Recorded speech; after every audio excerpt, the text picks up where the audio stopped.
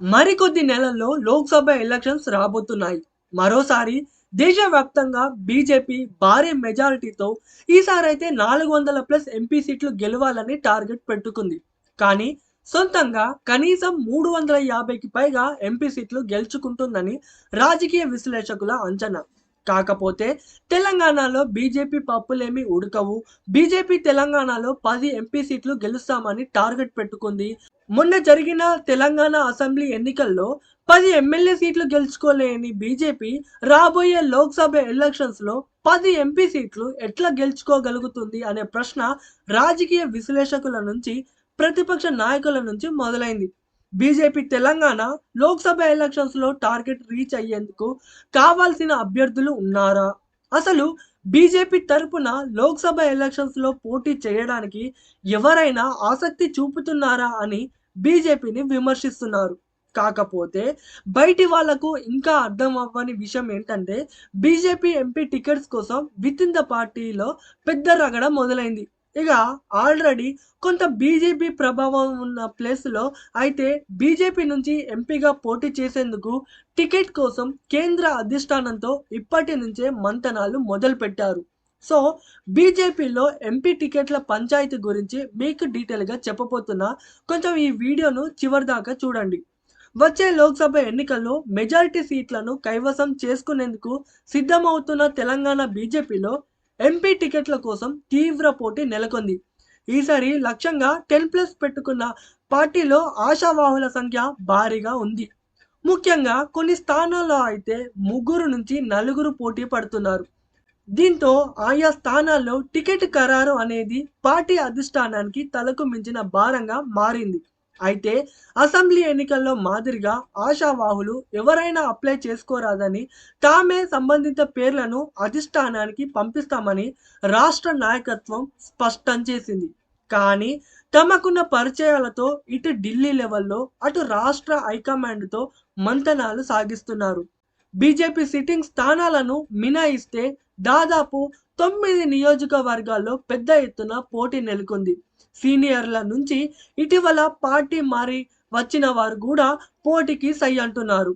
ప్రస్తుతానికి సికింద్రాబాద్, నిజామాబాద్, కరీంనగర్, ఆదిలాబాద్ నియోజకవర్గాల్లో ప్రస్తుతం ఉన్న వారికే కేటాయించే అవకాశాలు ఉన్నట్లు చెబుతున్నారు. సో అక్కడ ఇతరుల నుంచి పోటీ పెద్దగా ఉండదనే చెప్పాలి. మెదక్ నుంచి పోటీ చేస్తానంటూ ఇటీవలే దుబ్బాక మాజీ ఎమ్మెల్యే రఘునందన్ రావు ప్రకటించారు. కానీ ఆయనకు వ్యతిరేకంగా పార్టీలో మరో వర్గం పని చేస్తుందని, రఘునందన్కు ఎలా అయినా టికెట్ రాకుండా చేస్తున్నారనే ఆరోపణలు వినిపిస్తున్నాయి. అలాగే చేవెళ్ల నుంచి పోటీకి మాజీ ఎంపీ కొండా విశ్వేశ్వర్ రెడ్డి రెడీగా ఉన్నారు.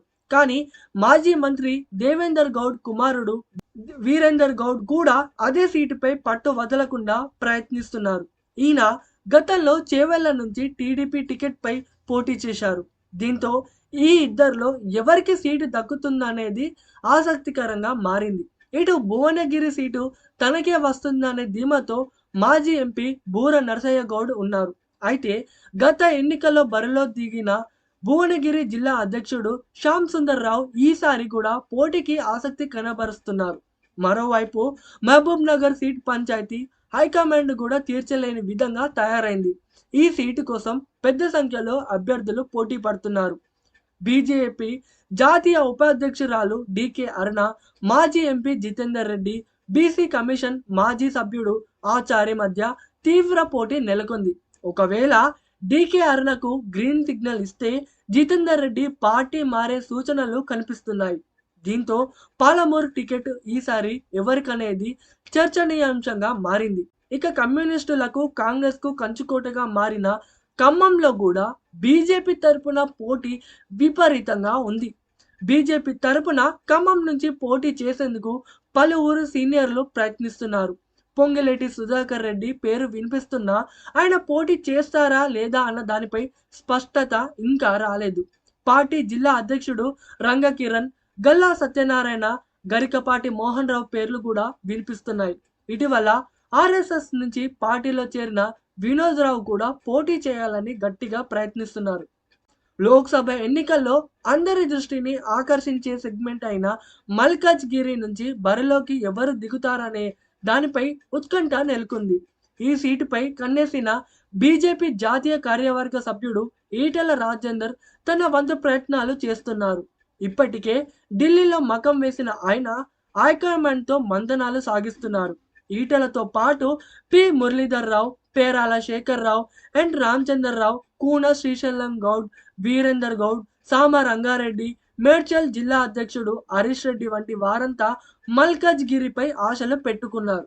అయితే ఈటెల రాజేందర్కు మల్కజ్గిరి నుంచి అవకాశం రాలేకపోతే జైరాబాద్ లేదా మెదక్ నుంచి అయినా పోటీకి సిద్ధమే అన్న సంకేతాలు ఇచ్చినట్టు తెలుస్తుంది. జైరాబాద్ నుంచి పోటీకి అవకాశం కల్పించాలని కొంతమంది వ్యాపారవేత్తలు ప్రయత్నిస్తున్నారు. వీరశైవ లింగాయత్ సమాజ్కు చెందిన జాతీయ నేత అశోక్ ముసాపురే, అక్కడి ప్రజల్లో గుర్తింపున్న సోమయప్ప స్వామీజీ, చీకోటి ప్రవీణ్ కుమార్ కూడా ప్రయత్నాలు సాగిస్తున్నారు.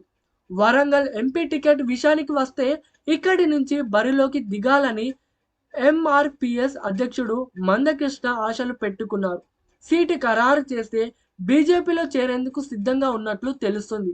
అలాగే మాజీ డీజీపీ కృష్ణప్రసాద్ కూడా ఇదే సీటుకు పోటీ పడుతున్నారు. నాగర్ కర్నూల్ స్థానానికి బీజేపీ జాతీయ ప్రధాన కార్యదర్శి బంగారు శృతిని బరిలో దింపవచ్చునని, లేదంటే ఎవరినైనా కొత్త అభ్యర్థిని తెరపైకి తీసుకువచ్చే అవకాశం ఉందంటున్నారు.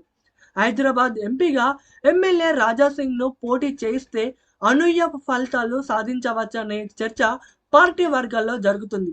గత ఎన్నికల్లో పోటీ చేసిన భగవంతరావు పేరు కూడా పరిశీలనలో ఉంది. అయితే మెజారిటీ స్థానాల్లో పోటీ భారీగా ఉండటంతో టికెట్ల పంచాయతీ ఇంకా కొనసాగుతుంది.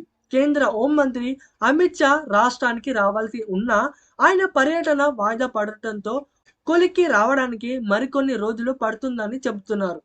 సో ఇది బీజేపీలో ఎంపీ టికెట్ల కోసం జరుగుతున్న పంచాయతీ. మీరు కూడా వచ్చే లోక్సభ ఎలక్షన్స్లో బీజేపీ ప్రభావం తెలంగాణలో ఎంత ఉండబోతుంది అనే దాని గురించి, అలాగే తెలంగాణలో బీజేపీ ఎన్ని ఎంపీ సీట్లు గెలవబోతుంది అనే మీ ఒపీనియన్స్ కామెంట్స్ ద్వారా తెలియజేయండి.